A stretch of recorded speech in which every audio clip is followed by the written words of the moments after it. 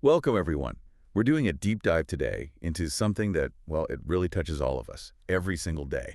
We're looking at the digital world through the lens of one of our sources, Operation Digital Rebellion, unmasking the current matrix. It's a fascinating source, really paints a vivid picture. It does.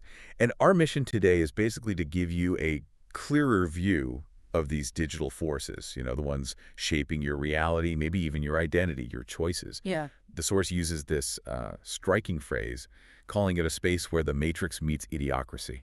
Which is quite a statement. Right. So we're going to try and unpack that, figure out how to navigate what can feel like, well, a digital maze sometimes.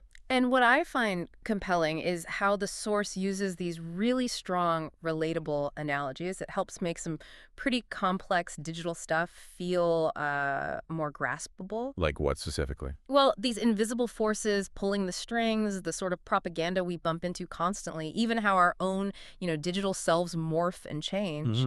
And importantly, it offers some practical steps, things you can do to become what it calls a digital resistor. A digital resistor. Okay, I like that.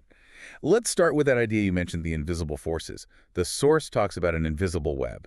Yeah, or even the invisible Death Star. Dramatic, right? Yeah, definitely. So what is this invisible force according to the source? What's it actually doing while we're, arguing about dress colors online? Well, that's the key question, isn't it? What is this invisible web? The source likens it to Sauron's eye. Okay. But instead of, a giant flaming eye, it's an algorithm. An algorithm. Exactly. And this algorithm, it's constantly learning from everything you do online, what you click, what you like, how long you watch something. Right. And it uses that to decide what you need to see next to keep you hooked. Maybe it's a TikTok, maybe it's a news headline.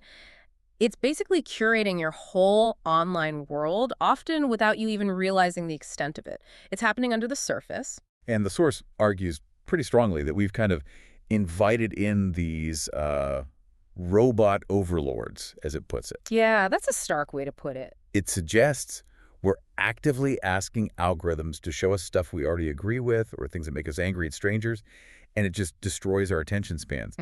The material even hints there might be a link between this constant, digital stimulation and rising mental health issues in teens, like suicidal ideation. Which is deeply concerning. Yeah. It uses this analogy of lab rats hitting the cocaine button, just constantly refreshing our feeds, driven by that unpredictable hit of new content, or maybe just the fear of missing out. Building right on that, the source then shifts gears a bit to talk about what it calls the propaganda wars. Okay. It dives into these foreign information manipulation and interference operations, FIMI for short. These aren't just random trolls. They're often sophisticated, sometimes state-backed campaigns. And the scale of this. Yeah. The source gives some numbers, right? Oh, yeah. It's pretty staggering. In 2023 alone, it documented 750 of these FIMI incidents. 750 in 1 year. Yeah, affecting 53 countries. And it notes that Ukraine, America, and Europe seem to be the main targets. Implying other places are just expendable extras, as the source puts it, kind of caught in the crossfire of these larger influence campaigns. Wow. So how do these operations work? What's the main tactic? A key one described is coordinated inauthentic behavior. Coordinated inauthentic behavior. Which the source kind of cheekily defines as lying but make it tech. Okay. Basically, it means organized groups using things like bot farms, fake profiles, sock puppet accounts, all working together to create a false impression of popular opinion or to amplify certain messages. So it's not just one person spreading a lie. No, it's way more complex. It's designed to manipulate the online environment itself, making it really hard for you, the average user, to tell what's real and what's just manufactured noise. It's like a digital con job, basically. Okay, so that's the external stuff trying to manipulate us. But the source also talks about something more internal, right? This identity crisis 3000. It makes this point remember when having multiple personalities was, a clinical disorder? Yeah. Now, the source says it's just Tuesday on LinkedIn, Wednesday on Tinder. Huh. It's a funny line, but it hits on something real, doesn't it? This fragmentation of who we are online. Totally, we're constantly performing different versions of ourselves. And this isn't entirely new. The source connects it back to a sociologist, Kenneth Gergen, who talked about multiphrenia way back in 1991. Multiphrenia? Yeah, this idea of being pulled in multiple directions, having multiple selves. The source just updates it for the digital age. You're the polished professional on LinkedIn. Right. the witty commentator on Twitter, the amazing home chef on Instagram. Maybe a bit of a mess in real life? Exactly. It's like juggling different masks for different online stages. And the source suggests this constant performance can create this disconnect, a gap between who you really are and these curated online personas. It blurs the lines. Okay, so we've got these external propaganda wars and this internal identity fragmentation. It's a lot. So what can we actually do about it? The source has this resistance training manual section. It does, yeah. It tries to help you know your enemy, as it says. Right. And it outlines these archetypes, the 4 Horsemen of the Influencepocalypse. Quite the name. Okay, who are the horsemen? Well, first, there's the expert. You know the type. Got a podcast, maybe into crypto. Always saying according to science. But the source implies their actual expertise might be, well, questionable. Like, a London weather forecast looks official, but you can't really rely on it. Their influence comes from appearing knowledgeable. Got it. Horseman number 2. The peer pressure. That friend who convinces you, oh, you have to get this, everyone is. And maybe they're getting a little kickback, a referral bonus, you know.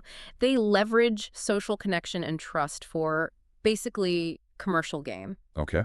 The celebrity. Someone famous, maybe just for being famous, telling you what water to drink or what gadget to buy. Their opinion matters simply because they're famous.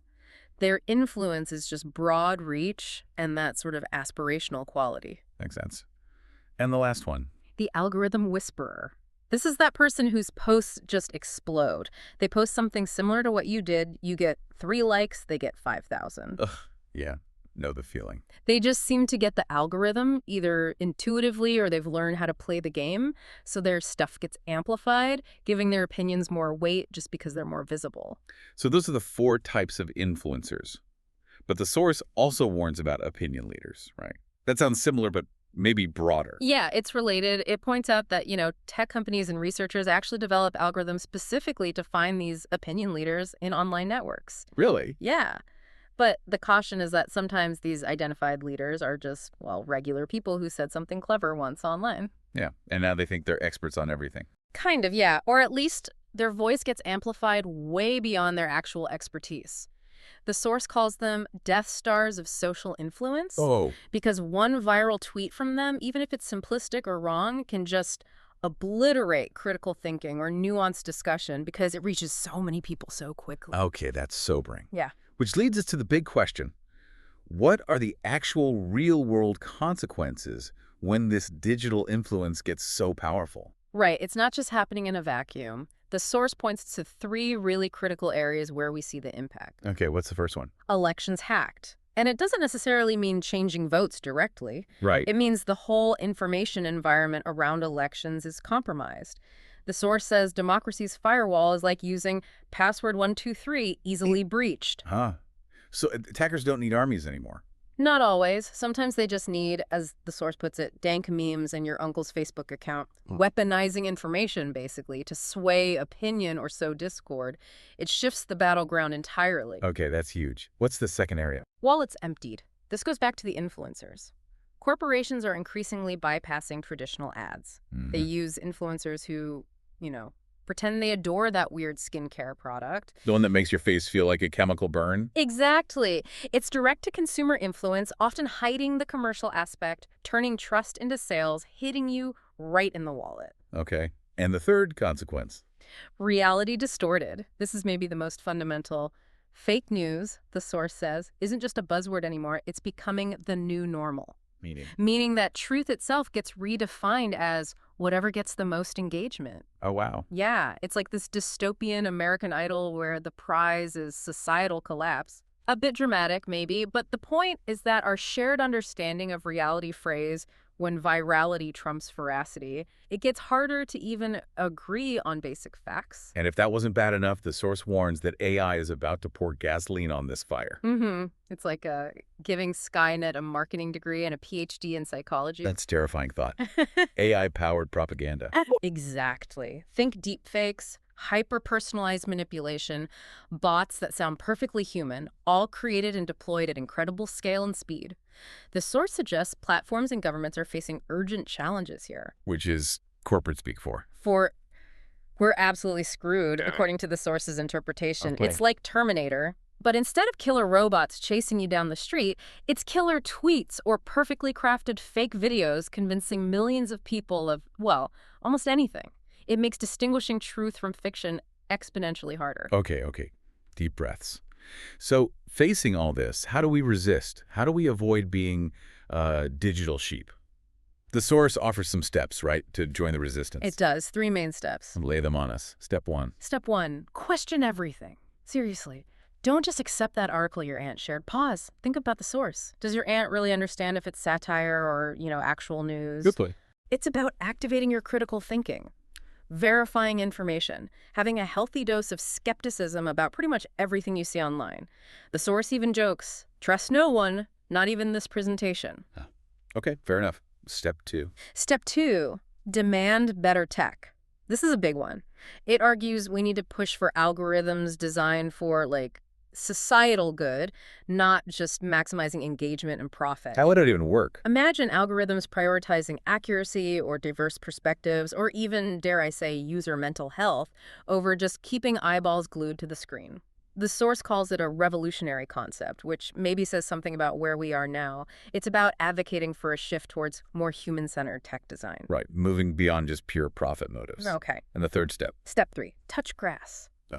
Literally. Well, maybe not literally grass for everyone, but the Yeah. point is, put the phone down sometimes. Talk to actual people face to face. Reconnect with the physical world. That's a perspective. Exactly. The source kind of jokes that the survival of our species might depend on remembering that reality exists outside of screens. It's about grounding yourself, escaping the digital bubble. Question everything, demand better tech, touch grass. Yeah.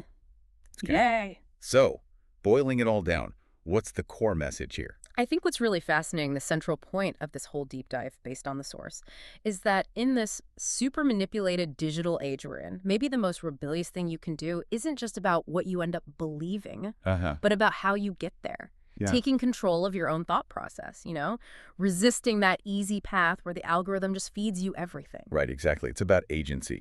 The source leaves us with that really provocative thought. The most rebellious act is simply thinking for yourself. And it adds that little joke. Yeah. Sometimes rebellion is just refusing to update your apps when they ask, a tiny act of defiance. So as you, our listeners, head back into your digital lives after this, maybe take a moment to think. What would it really look like for you to think for yourself against these digital overlords? And what's one small step you could take, maybe today, to touch grass and connect with something real beyond the screen? It's a crucial question. It really is. Something for all of us to chew on, because how we answer it really shapes not just our own lives, but, well, everything.